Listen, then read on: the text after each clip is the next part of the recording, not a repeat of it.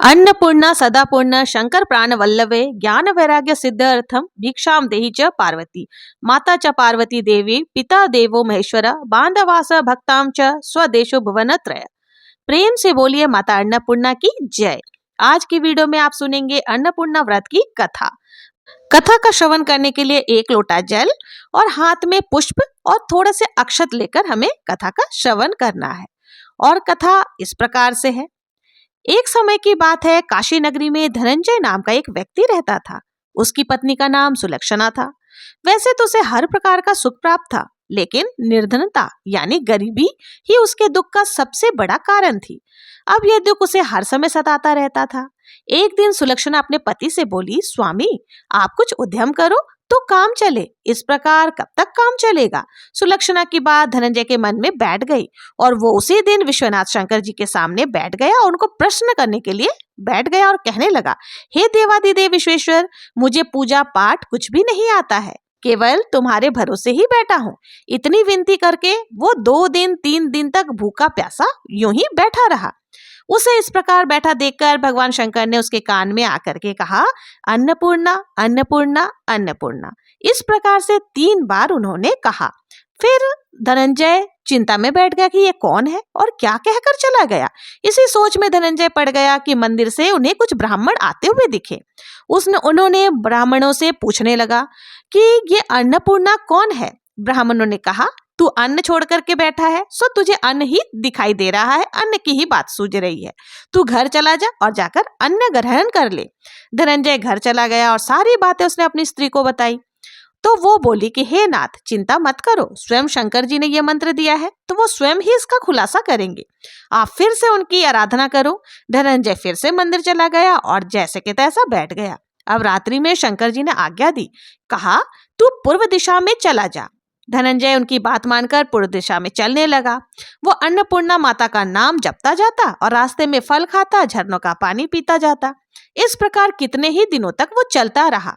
रास्ते में उसे चांदी की चमकती हुई वन की शोभा दिखाई आई और वो सुंदर सरोवर भी उसे देखने में आया। उसके किनारे बहुत सारी अप्सराएं झुंड बनाकर बैठी हुई थी। एक कथा कहती थी, बाकी सब माता अन्नपूर्णा का इस प्रकार से बार बार कहती थी। ये अघन मास की उजली रात थी और आज से ही व्रत का आरंभ था। जिसकी खोज करने वो निकला था वो उसे वहां सुनने को मिला। धनंजय ने उनके पास जाकर पूछा, हे देवियों, आप ये क्या कर रही हो। तब उन सब ने कहा, हम सब माता अन्नपूर्णा का व्रत कर रहे हैं। अब धनंजय ने पूछा कि इस व्रत को करने से और पूजा करने से क्या होता है, इस व्रत को किसने किया है और इस व्रत की विधि क्या है, ये व्रत किस प्रकार से करते हैं, कैसे ये व्रत रखते हैं, आप कृपा करके मुझे सब कुछ बताएं। सब स्त्रियां कहने लगी कि इस व्रत को कोई भी कर सकता है।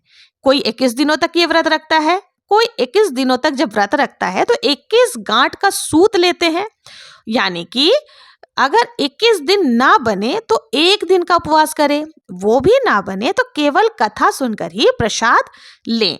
निराहार रहकर कथा कहें और कथा सुनने वाला कोई ना मिले तो पीपल के पत्तों को रखकर सुपारी या घृत कुमारी अर्थात गुआर पाट वृक्ष को सामने रखकर दीपक को साक्षी मानकर सूर्य, गाय, तुलसी या महादेव को बिना कथा सुनाए मुख में दाना ना डालें और यदि भूल से कुछ मुख में पड़ भी जाए तो 1 दिवस फिर से उपवास करें। व्रत के दिन क्रोध ना करें, झूठ ना बोले। धनंजय बोला, इस व्रत को करने से क्या होगा। वो कहने लगी, इसके करने से अंधों को नेत्र मिलती है, लूलों को हाथ मिलते हैं, निर्धन के घर में धन आता है, बांझ को संतान मिलती है, मूर्ख को विद्या मिलती है। जो जिस कामना से व्रत को करता है माँ अन्नपूर्णा उसकी हर इच्छा को पूर्ण करती है। तब वो कहने लगा कि बहनों, मेरी भी धन नहीं है, मैं बहुत निर्धन हूँ, विद्या नहीं है, कुछ भी तो नहीं है, मैं बहुत ही दुखिया ब्राह्मण हूँ, मुझे इस व्रत का सूत बता दोगी। तब स्त्रियां बोली, हाँ भाई, तेरा कल्याण हो, मुझे सूत देंगी, ले इस व्रत का मंगल सूत्र ले। धनंजय ने ये व्रत किया। व्रत पूरा हुआ तभी सरोवर में से 21 खंड की सुवर्ण सीढ़ी हीरा मोती जड़ी हुई प्रकट हुई। धनंजय अन्नपूर्णा जय अन्नपूर्णा कहता जाता। इस प्रकार कितनी ही सीढ़ियां उतर गया तो क्या देखता है कि करोड़ों सूर्य से प्रकाशमान अन्नपूर्णा माता का मंदिर वहां है। उसके सामने स्वर्ण सिंहासन पर माता अन्नपूर्णा विराजमान है। सामने भिक्षा हेतु शंकर भगवान जी खड़े हैं। देवांगनाएं चुअर डुला रही है, कितनी ही हथियार बांधे पहरा दे रही है। धनंजय दौड़कर जगदम्बा के चरणों में गिर पड़ा। देवी उसके मन का सारा कलेश जान गई। धनंजय कहने लगा, माता आप तो अंतर्यामिनी हो, आपको अपनी दशा क्या बताऊं। माता बोली, मेरा व्रत किया है तो जा, सारा संसार तेरा सत्कार करेगा। माता ने धनंजय की जिह्वा पर बीज मंत्र लिख दिया। अब तो उसके रोम रोम में विद्या प्रकट हो गई। इतने में क्या देखता है कि वो काशी विश्वनाथ के मंदिर में खड़ा है।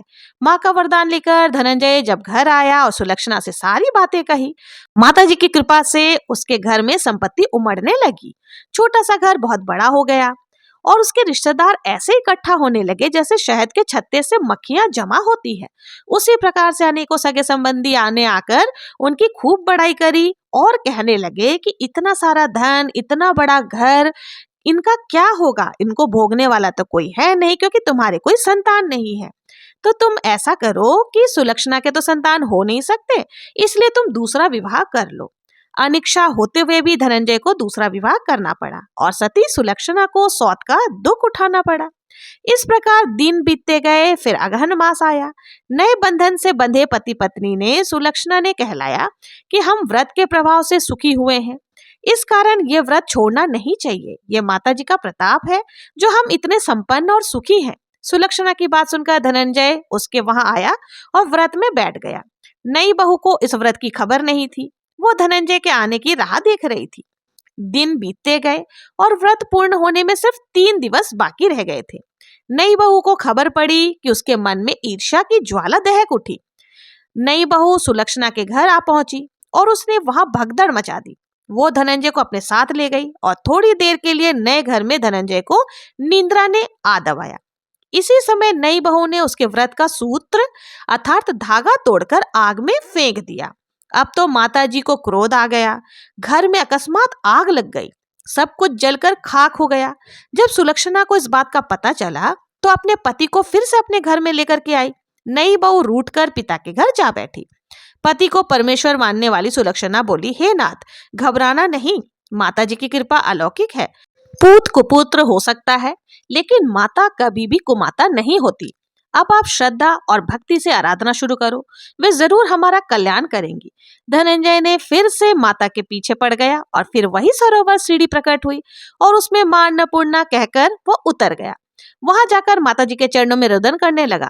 माता प्रसन्न होकर बोली, यह मेरी स्वर्ण की मूर्ति ले जा, उसकी पूजा करना, तू फिर से सुखी हो जाएगा। जा, तुझे तेरा आशीर्वाद मैं देती हूँ।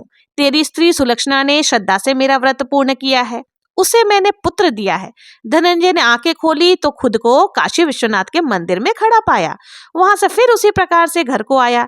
इधर सुलक्षणा के दिन चढ़े और महीना पूरा हुआ। महीना पूरा होते ही पुत्र का जन्म हुआ। गांव में आश्चर्य की लहर दौड़ गई, मान्यता मानने लग गए। उसी गांव में एक सेठ थे जिनके कोई संतान नहीं था।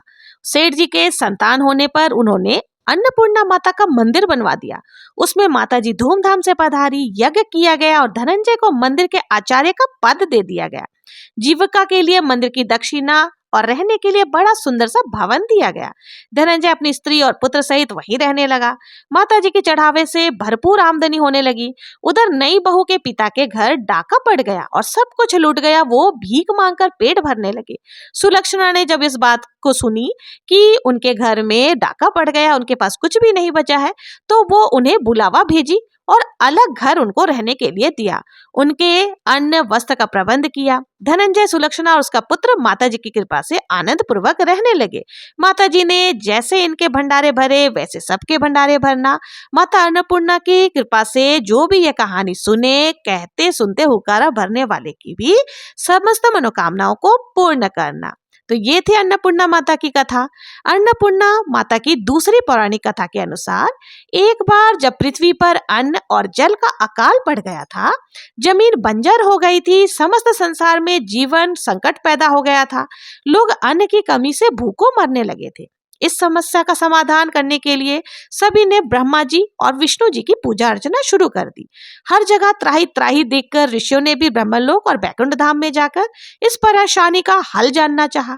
तमाम प्रयासों के बाद भी जब हल नहीं निकला तो सभी देवी देवता भगवान शिव के शरण में जा पहुंचे। तब इस समस्या के निवारण के लिए महादेव जी ने माता पार्वती के साथ पृथ्वी लोक का भ्रमण करने के लिए निकले। भगवान शिव ने पृथ्वीवासियों के लिए भिक्षु का रूप धरा और माता पार्वती मां अन्नपूर्णा के रूप में पृथ्वी पर प्रकट हुई और समस्त संसार के कल्याण के लिए भगवान शिव ने माता पार्वती से अर्थात माता अन्नपूर्णा से भिक्षा में अन्न मांगा। ये अन्न जल भोले भंडारी ने पृथ्वीवासियों में वितरित किया और लोगों के भरण पोषण का संकट समाप्त हुआ। माता पार्वती जिस दिन मां अन्नपूर्णा के रूप में प्रकट हुई थी उसी दिन मार्गशीर्ष मास की पूर्णिमा थी। तभी से इस दिन को देवी अन्नपूर्णा के अवतरण दिवस के रूप में मनाया जाता है। मां अन्नपूर्णा की तस्वीर में भगवान शिव भिक्षा मांगते हुए नजर आते हैं और देवी अन्नपूर्णा को अन्नदा अर्थात शाकंभरी भी कहते हैं। अन्नपूर्णा जयंती मनाने का लक्ष्य लोगों को धन और धान्य का महत्व समझाना है। मान्यता है कि अन्न का अपमान करने से घर की बरकत चली जाती है, घर के भंडार खाली हो जाते हैं। इसलिए माता अन्नपूर्णा की पूजा मार्गशीर्ष मास में करने से माता अन्नपूर्णा प्रसन्न होती है। और बहुत से भक्त ऐसे हैं जो व्रत धारण करते हैं और कई भक्त ऐसे हैं जो बिना व्रत किए ही माता अन्नपूर्णा की पूजा करते हैं। अगर आप पूरे 21 दिन या फिर 17 दिनों का अन्नपूर्णा व्रत नहीं कर पाते हैं तो कम से कम अन्नपूर्णा जयंती के दिन माता अन्नपूर्णा की विशेष पूजा अवश्य ही करनी चाहिए। कथा का श्रवण करने के बाद जो हमने हाथ में अक्षत और पुष्प लिया था उनको हमें जो है माता अन्नपूर्णा के चरणों में समर्पित कर देना है और थोड़ा सा अक्षत हमें जल के लोटे में डाल देना है। अगर आप सुबह के समय पूजन कर रहे हैं तो ये जल का लोटा जो है सूर्यदेव को अर्घ दे देनी है। अब हमें बहुत ही प्रेम पूर्वक जो है ना आरती करनी है। अन्नपूर्णा माता की आरती इस प्रकार से है। बारंबार प्रणाम मैया बारंबार प्रणाम, जो नहीं ध्यावे तुम्हें अंबिके, जो नहीं ध्यावे तुम्हें अंबिके, कहाँ उससे विश्राम। बारंबार प्रणाम। अन्नपूर्णा देवी नाम तिहारो, लेते होत सब काम। बारम प्रणाम मैया बारंबार प्रणाम। प्रलय युगांतर और जन्मांतर कालांतर तक नाम। सुर सुरों की रचना करती, सुर सुरों की रचना करती, कहाँ कृष्ण कहाँ राम। बारंबार प्रणाम। बारंबार प्रणाम मैया बारंबार प्रणाम। चूमहि चरण चतुर चतुरानन, चारु चक्रधर श्याम। बारंबार प्रणाम। चंद्रचूड़ चंद्रानन, चाकर शोभालक ही ललाम। बारंबार प्रणाम मैया बारंबार प्रणाम। बारंबार प्रणाम। श्रीं ह्रीं श्रद्धा श्रीये विद्या, श्री क्लीं कमलाकां। कांति भ्रांतिमयी कांति, शांतिमयी वर्धितु निष्काम। बारंबार प्रणाम।